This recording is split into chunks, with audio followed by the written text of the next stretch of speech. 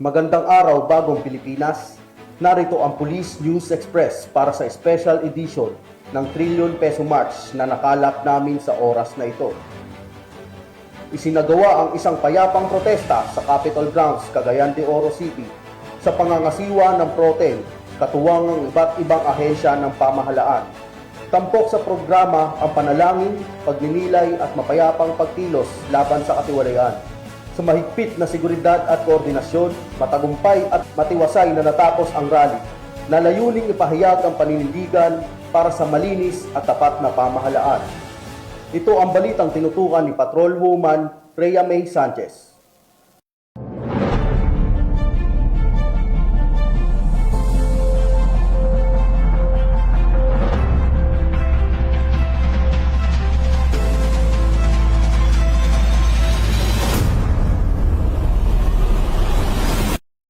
Bayapang protesta siniguro ng Police Regional Office 10 dito mismo sa Provincial Capital, Cagayan de Oro City.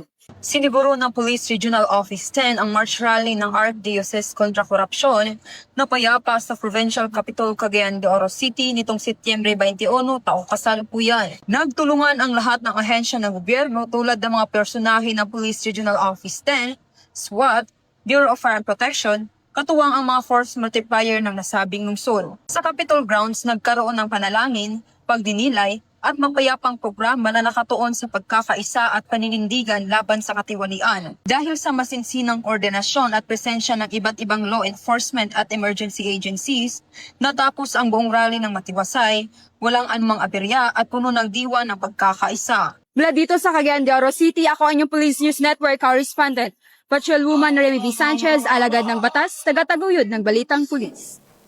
Maraming salamat, Patrolwoman Sanchez.